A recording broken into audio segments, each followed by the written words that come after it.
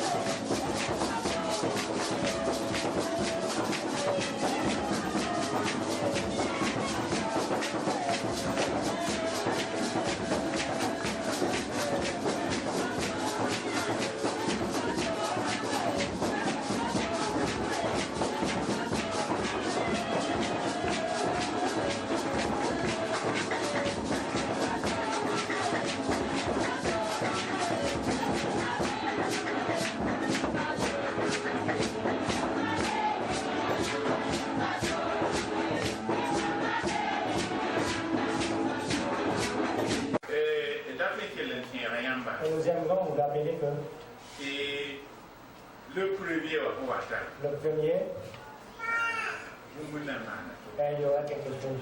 Et nous avons dit qu'ils sont.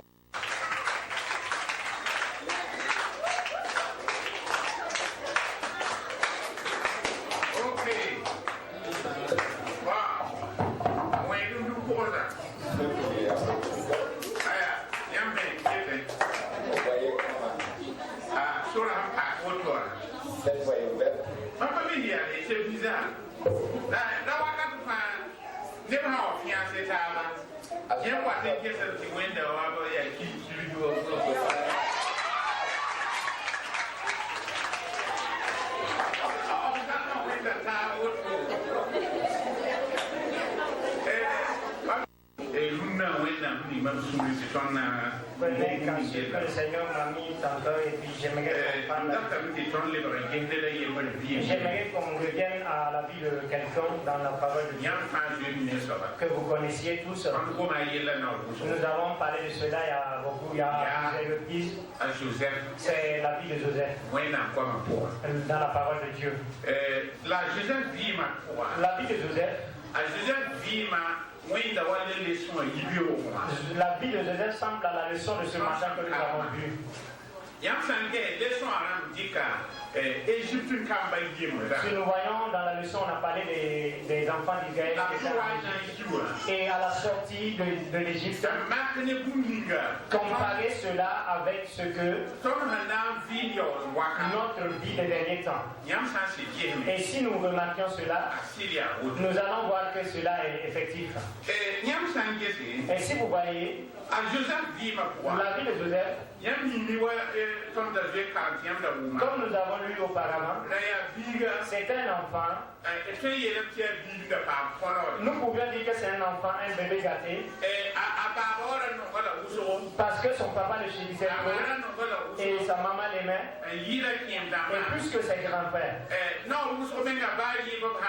y a plusieurs reprises quand il y a une nourriture. Pour Joseph, c'était consistant. Et les grands-frères n'étaient pas contents de Joseph. Et ce n'était pas cela seulement, mais ce qui ne l'avait pas plu de plus, pour qu'on sache que Joseph est un enfant mis à part, et que c'est Joseph qui sera l'aîné de la famille. Alors on a donné un habit extraordinaire à Joseph. Et en ce temps-là, personne d'autre ne peut avoir ces genres d'habits. Parce que c'est de l'argent, c'est un habit qui coûte très cher. Et à cette époque-là, dans ce temps, l'enfant Joseph, s'il sortait, même ses grands-frères ne pouvaient pas avoir cet habit-là. N'en parlons pas et les enfants qui désidaient dans ce quartier ou même dans le village où ils sont. Joseph était unique en son genre. Et s'il sortait, les gens savaient.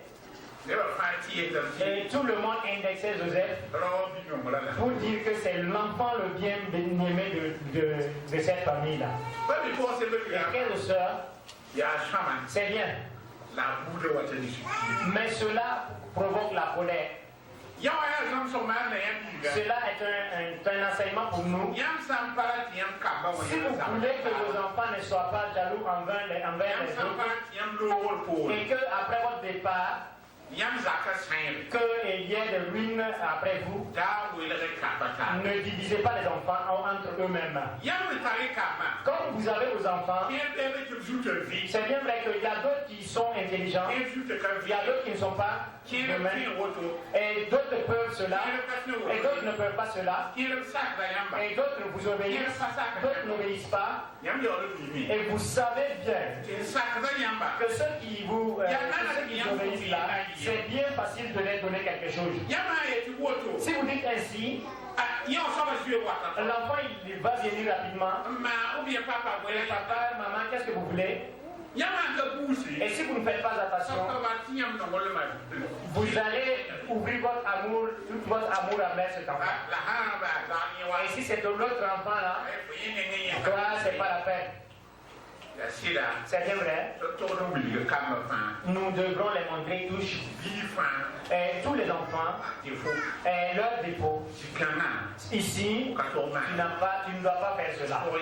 Ici, tu ne dois pas faire cela. Tu dois faire cela. Mais les enfants doivent savoir que leur papa ou bien leur maman, et l'amour qu'ils ont, c'est une même amour pour tous les enfants. Et les enfants doivent savoir que malgré leur gentillesse ou bien ce qu'ils sont, leur papa et leur maman sont d'une même égalité. Et la parole de Dieu nous dit, quand nous étions pécheurs, et quand nous vivions dans le péché, et que nous vivions dans le péché, insultons Dieu comme nous voulons, et faisons comme ce que nous voulons. Et malgré cela, Dieu nous aimait. Et il a envoyé son fils Jésus. Et il a préparé la voie du salut, afin que nous puissions sortir du péché et ayons le salut. Et la parole de Dieu nous dit que si Dieu nous aime dans cet amour, et que nous devions faire comment? Nous devions nous aimer aussi les uns les autres. Et il a rajouté en disant, ne vous aimez pas parce que l'autre vous a fait du bien. Et même ceux qui vous méprisent, excusez-moi de vous dire cela, et même malgré l'église, dans notre église, il y a des gens dans l'église là, en tout cas, chacun a ses manières, a ses comportements et a sa vie. Moi, quand je n'étais pas à l'école biblique, je ne suis pas allé à l'école biblique. J'étais un disciple comme vous. Et quand je faisais aussi l'école biblique, c'est une chose que moi je n'aimais pas. Moi, je n'aime pas que quelqu'un me touche. Si moi je suis en classe au niveau de l'école, même si tous les enfants commençaient à taper les bancs et ils font du bruit, de n'importe quel bruit, autant au moment des études, moi si je dis je me suis concentré, je vais me concentrer et vous allez faire tout votre bruit et je n'écoute pas cela. Mais je suis en train de fixer mes regards sur mes études. Alors tout ce que vous faites, cela ne m'importe peu. J'étais à Dagnoué, tout proche de la Saint-Camille. C'est ceux qui sont à 14 ans présentement qui étaient là-bas. Et un de mes tontons, j'étais avec un de mes tontons, et à chaque fois, si l'avion venait à décoller, à sa décollage, il se passait sur nous, et de décollage comme à l'atterrissage. Et il y avait un avion qui était plus puissant que les autres. Je ne sais pas si le vol vient toujours, mais maintenant ils ont mis les silencieux sur l'arrêt moteur parce que alors en France ils ont dit que les bruits des avions n'étaient plus mal. Alors ils ont fait de leur mieux pour qu'il n'y ait plus de bruit dans les avions. Avant, quand ça venait, peut-être ceux qui ont vécu longtemps avant la vie vont arriver, même si tu n'es pas proche de l'aéroport, et quand ça vient, quand l'avion venait atterrir, et la terre même tremblait en elle-même. Et en atterrissant sur la piste d'atterrissage, et pour senter la terre même qui est en train de trembler. Et ceux qui ont été tout proches de l'aéroport peuvent témoigner cela.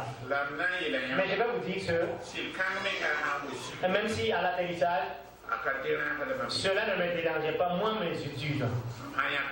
Si j'ai pris l'engagement de pouvoir étudier. Maintenant c'est autre chose que moi je n'aime pas. Et si moi je commence à faire des études et que quelqu'un à côté de moi est en train de me toucher, en train de me taquiner, et là vraiment je n'aime pas ça. Et deuxièmement, et quand je viens à la culture, et quand je suis là à ma place, et quand le culte a commencé, je fixe mes yeux sur le pasteur, je vais suivre la prédication du début jusqu'à la fin. Et que quelqu'un est proche de moi et qu'il fait du bruit, ça, cela ne m'importe pas. Qui il ne me touche pas. Ce qui est important. Et comme je sais cela, à chaque fois personne ne va me dévancer à l'église. Je dévance à l'église et je m'assois là où je peux m'asseoir. Et si je suis assis, je prends mon temps et j'espace les gens. Et que même s'il y a beaucoup de personnes, et je vois que celui qui est proche de moi, et quand à chaque fois il veut parler avec moi, et d'autres ne peuvent pas s'asseoir et les pieds tranquilles, il va te déranger avec ses pieds, il va te piétiner, et il va te toucher. En tout cas, jusqu'à la fin de la culte, il va te taquiner de sa manière. Et je vais prendre ma Bible ou bien mon sac, et je vais déposer entre nous deux là. Et je vais dire, monsieur, Jésus n'est pas venu pour le culte. Moi, je suis venu pour le culte. Et permets-moi de pouvoir écouter mon culte. Et fais ton bruit. Mais ne me dérange pas. Je ne veux pas cela. Je suis venu pour le culte. Je ne veux pas le dérangement. Et si c'est pas parce que j'ai dévoilé cela ce matin, peut-être que d'autres ne savent pas cela. Et cela m'a permis, et dans les classes, à l'école biblique, et partout où j'y passais, et cela m'a permis, et si vous pouvez vous concentrer lors de la parole de Dieu, et pour bien écouter ce que la parole de Dieu dit, cela va vous aider. Peut-être que ça sera votre dernière écoute de la parole de Dieu. D'autres ne peuvent pas savoir. Et d'autres peuvent venir faire le culte et puis c'est fini pour leur culte. Et puis c'est parti. Frères et sœurs, nous pouvons écouter la parole de Dieu.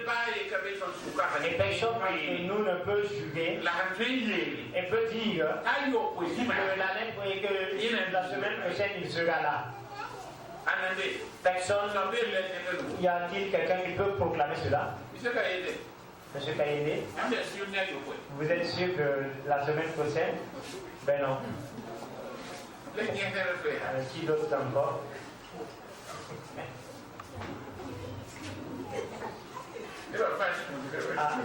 À ce cas, je ne veux pas être témoin. Madame Kaboué. Peut-être que quelqu'un d'autre va lever la main, il va dire oui, je le serai.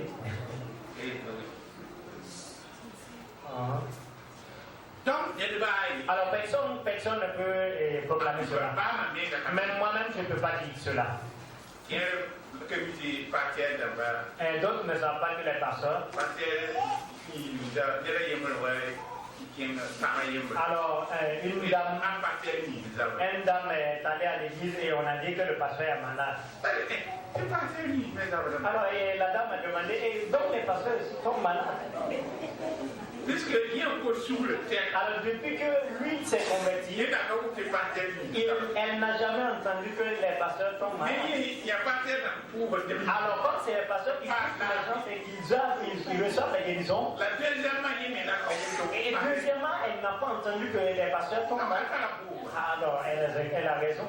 Pour la première fois, elle a entendu, elle a dit, et moi je ne sais pas que les pasteurs tombent malades, mais que c'est vrai, ils sont malades. Pour vous dire vrai, un pasteur, et il souffrait de l'asthme. En souffrant de cela, c'était une asthme aiguë. Et en prêchant la parole de Dieu, et la crise s'est manifestée. Et elle a fouillé ses poches. Il a trouvé qu'il n'y avait pas ses calmants dans ses poches. Alors il a dit à ceux qui suivaient la prédication, alors le message que vous venez d'écouter, et tenez bien sur la peine. Et sachez que c'est moi ma dernière message que je vous ai transmis. Et que moi, mon calmant qui n'est plus avec moi ici, et tout de suite je vais partir. Et comme les antéries, les autres se sont levés pour aller vite dans les pharmacies. Au moment de Sangan, quand s'est évanoui, les diacres sont venus. Et les intercessions s'est levé, Seigneur, donne la vie. Alors les produits sont revenus.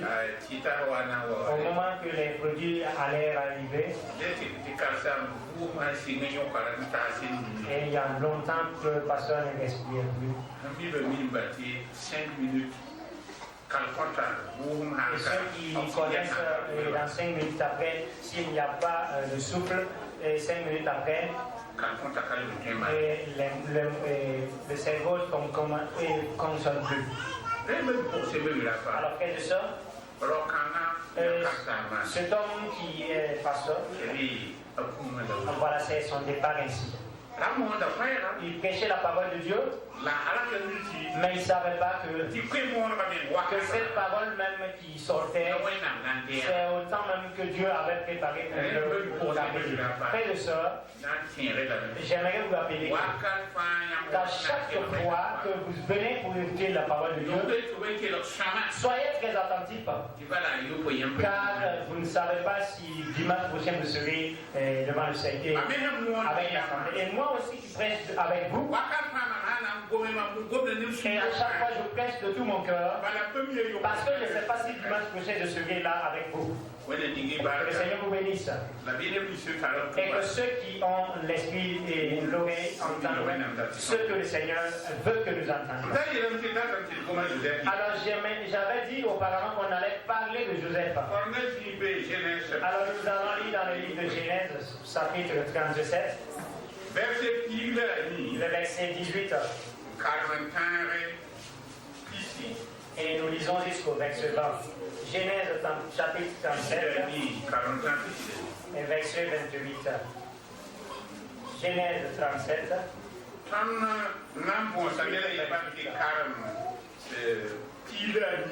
Et nous allons lire juste le 18. On va demander à quelqu'un de lire le 18 seulement. 37, verset 18. Genèse,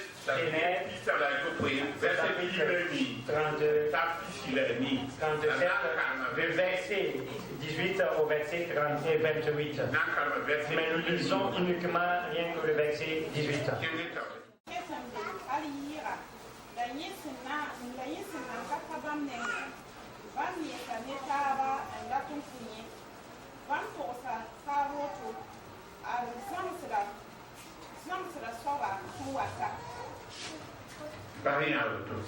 Merci. Alors comme vous connaissez l'histoire de Joseph, c'est Joseph. Alors ses enfants, en le voyant de loin, ils ont dit, c'est bien. Voilà, c'est le rêveur là qui est en train de venir. Le bien-aimé de notre papa là, c'est lui qui arrive comme ça. C'est pas lui qui deviendra notre aîné là. C'est pas lui qui a dit que Dieu nous a donné, que nous tous nous allons nous adonner devant lui. Aujourd'hui là, c'est notre temps. Nous allons le tuer. Alors nous verrons maintenant ce que Dieu a promis là, si cela va s'accomplir. Frères et sœurs, alors un de nos pasteurs nous disait souvent,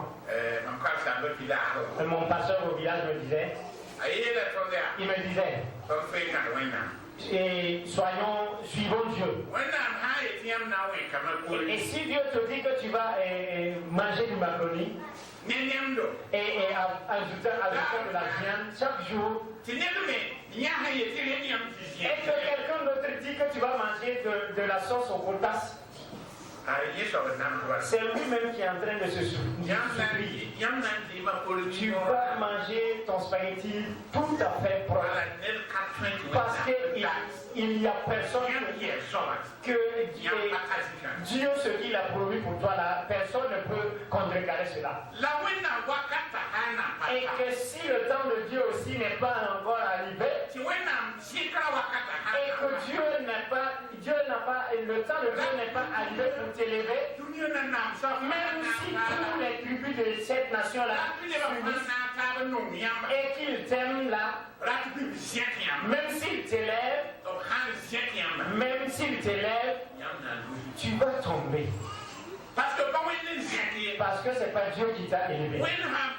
Mais si Dieu ne t'élève pas, tu vas tomber. Mais si c'est Dieu qui t'a élevé, et si tu attends l'élévation de Dieu, et si tu attends l'élévation de Dieu, personne sur cette monde ne peut te rabaisser. Et si nous voyons, c'est ce que les frères de Joseph ont fait. Les frères de Joseph ont dit, nous allons le tuer. Et nous verrons si ce qu'il a révélé là-bas s'accomplit.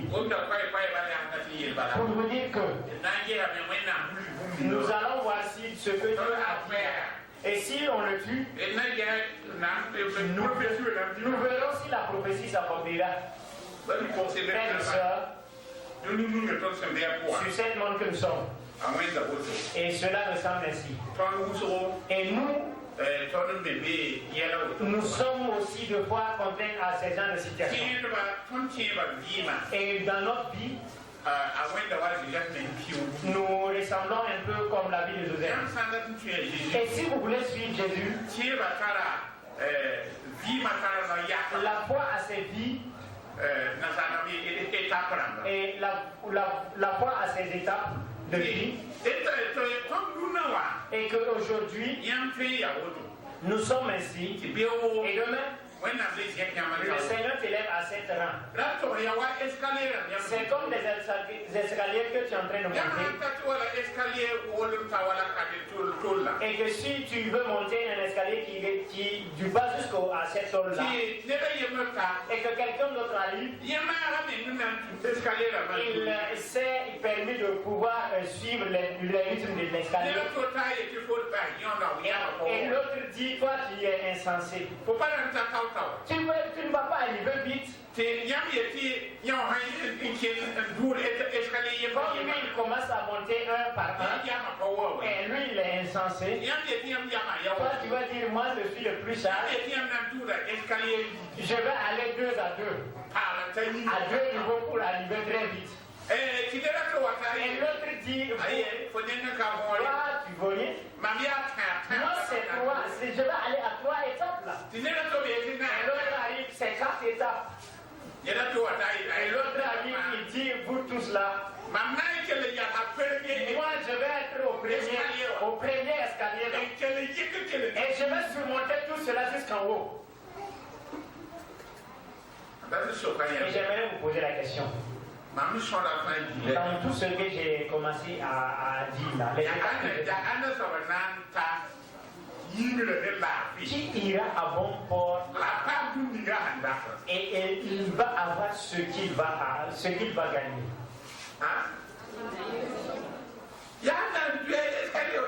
C'est celui-là qui va monter un par un, c'est lui.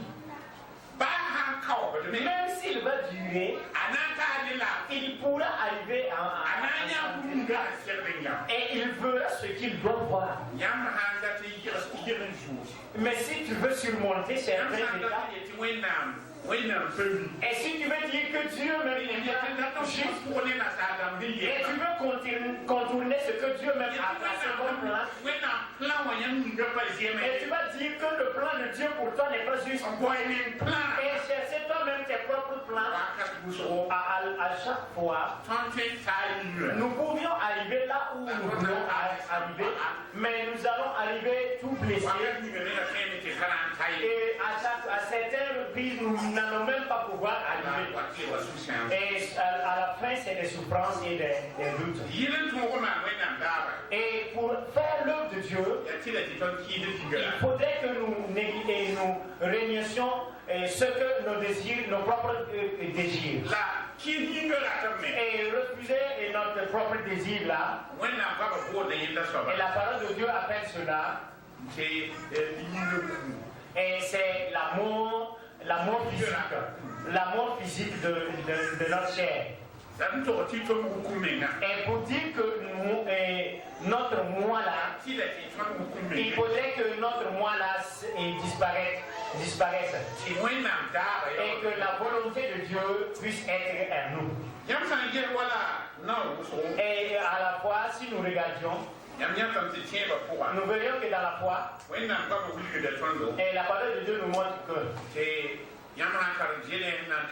si nous lisons dans la parole de Dieu et dans les livres de Genèse jusqu'à Apocalypse, nous allons voir que Dieu a montré des hommes qui ont pu braver et des hommes qui n'ont pas pu braver. Des gens qui ont succombé dans le péché et ceux qui n'ont pas pu succomber dans le péché. Et la parole de Dieu nous rappelle aussi que ces gens-là, que ceux qui ont pu vaincre là et ceux qui n'ont pas pu vaincre, la parole de Dieu nous dit qu'ils étaient comme nous. C'est pour nous dire que nous rappeler que nous sachions que si nous prenions les bons exemples là, cela va nous aider.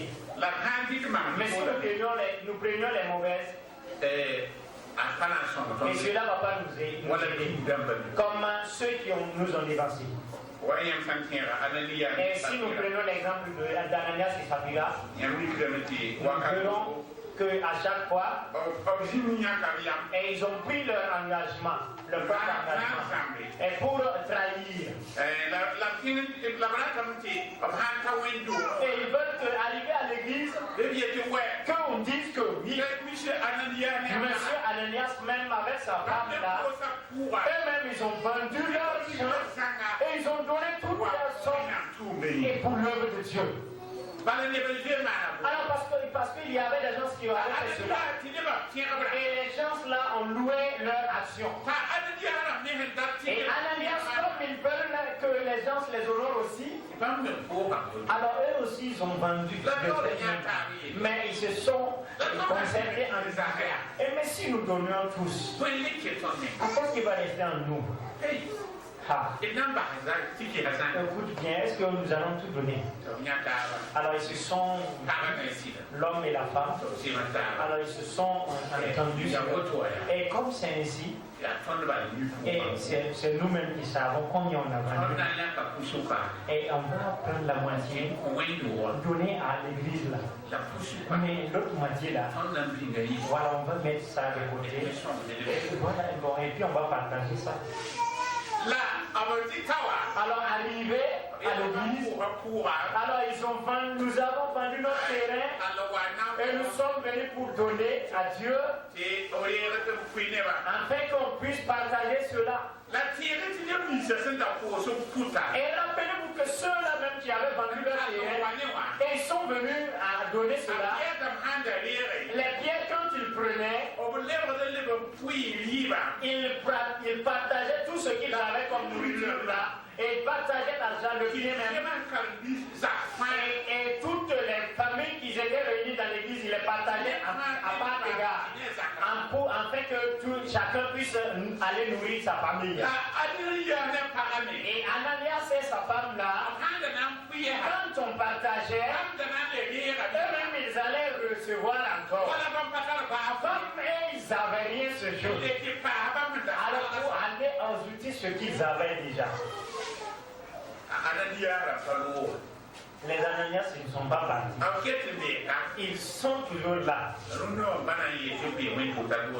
Aujourd'hui, je ne vais pas dire qu'ils sont dans d'autres églises, mais dans cette église-là même, ils sont là. Les Julas disent Pien. Ceux qui comprennent le Canada, Pien, là veut dire quoi?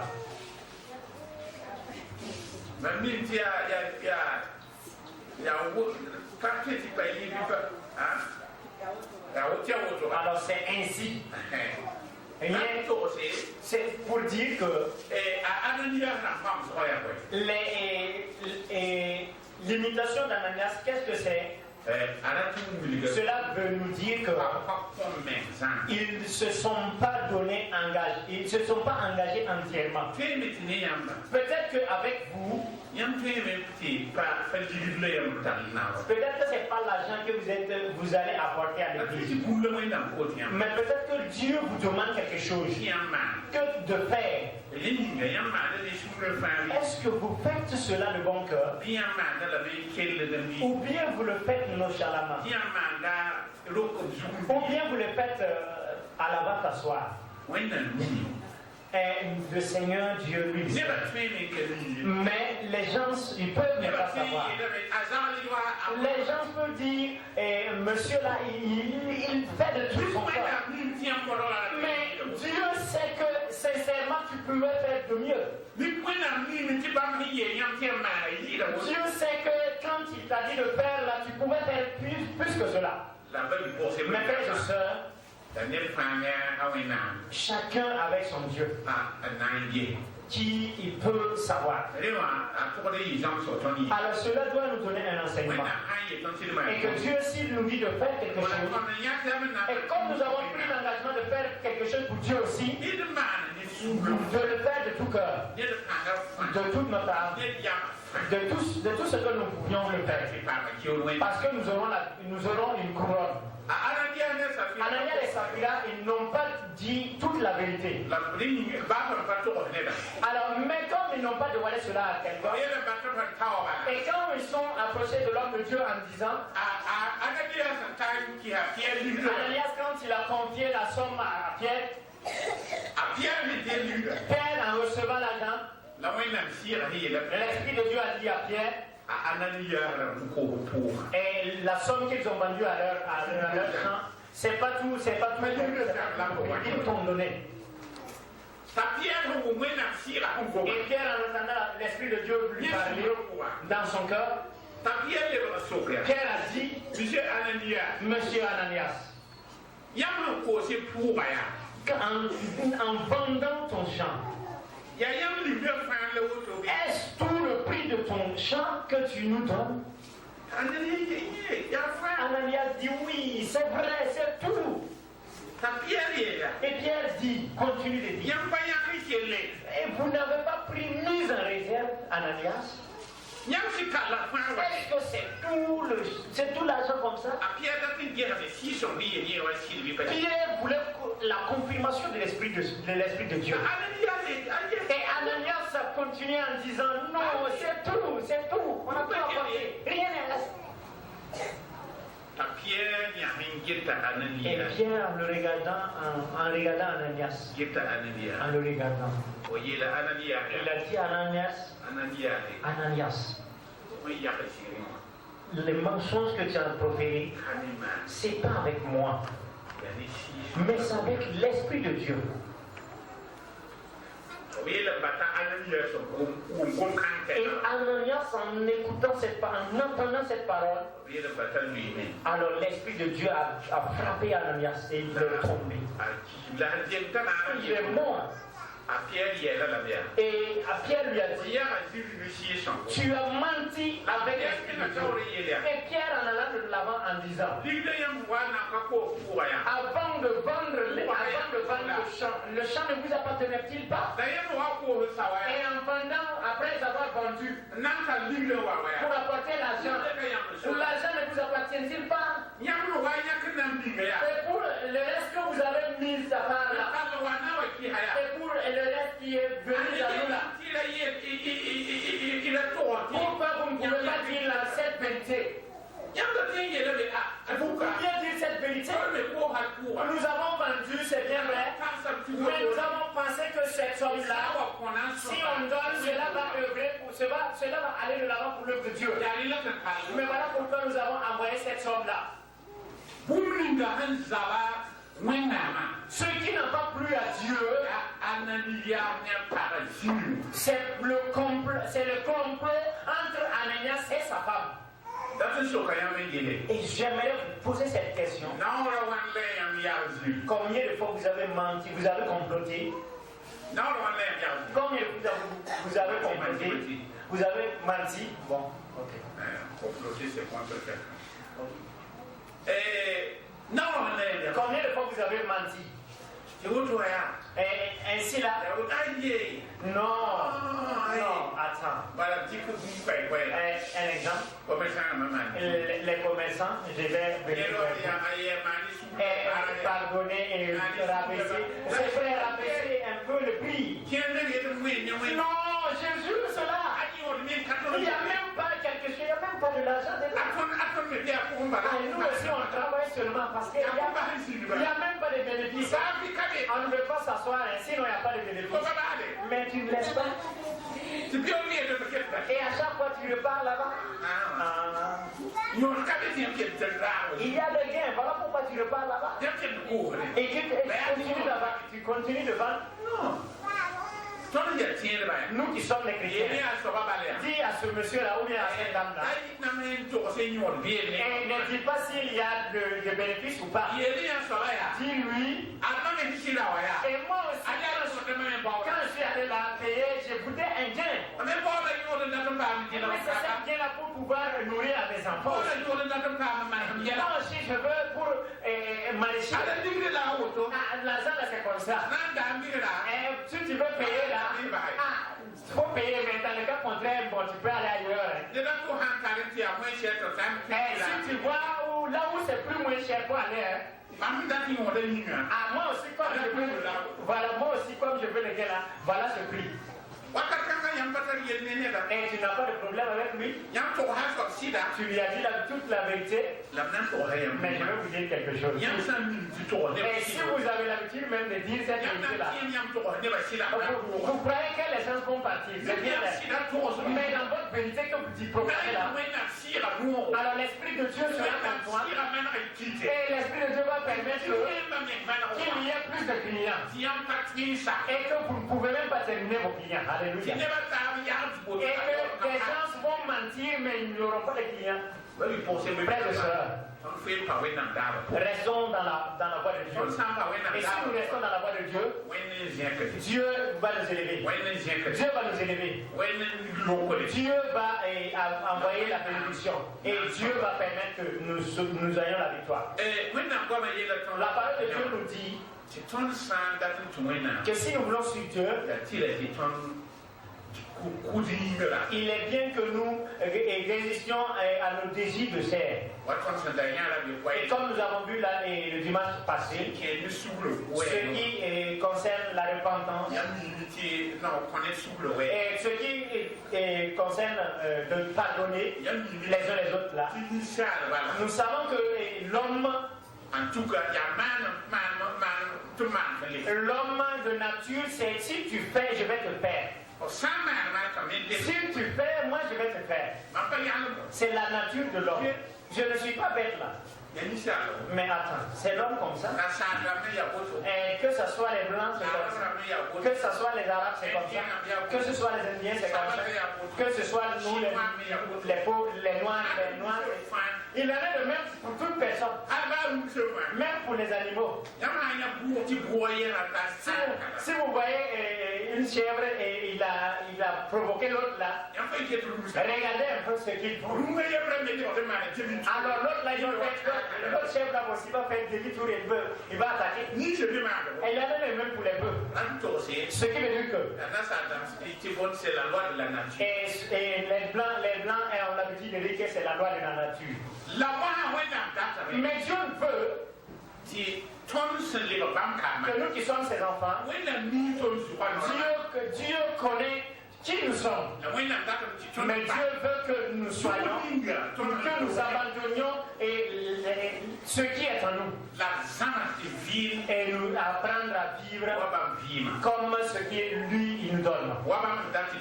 Comme ce qu'il veut que nous soyons. Et à plusieurs reprises, ce que Dieu veut que nous vivions, c'est d'être bête avec l'homme.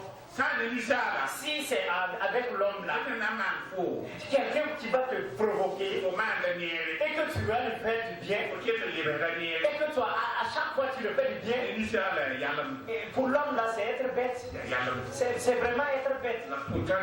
Mais avec Dieu, Dieu appelle cela et Dieu honore cela. Et Dieu dit que ces gens là, Dieu va les récompenser. La vie de Joseph, et nous allons élaborer l'enseignement en trois étapes. Mais premièrement, aujourd'hui, nous allons nous limiter avec cette étape. Et l'étape qui dit Joseph lui-même. Et la mort de son caractère. Et les caractères de... La mort. Ok, bien. Et là où nous sommes là, l'étape à laquelle nous sommes, c'était obligé. Parce que Joseph, il vivait dans l'abondance. Il avait tout à sa portée. Il avait de l'amour. Il mangeait comme il voulait. Alors s'il y avait de la viande, c'est les viandes bien la bonne nourriture. Si c'est pas Joseph qui était rassasié, les grands frères là, ils ne pouvaient même pas s'approcher de cela. Mais en un clin d'œil. Joseph ne pouvait ne travailler même pas. Il ne travaillait même pas jusqu'à ce que ses doigts devenaient rudes. Mais c'est ses grands frères qui étaient en brousse avec les bœufs, avec les moutons. Et les épines là les arrachaient. Alors ils souffraient là-bas. Et on a envoyé Joseph. Joseph a apporté le beau habit qu'il a. Alors les grands frères ont dit enfant gâté, toi tu connais rien. Pour être berger, est-ce qu'on met des beaux habits comme ça pour venir en brousse? Bien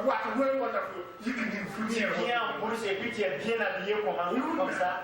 Aujourd'hui là, cet habit là, c'est sa fin aujourd'hui.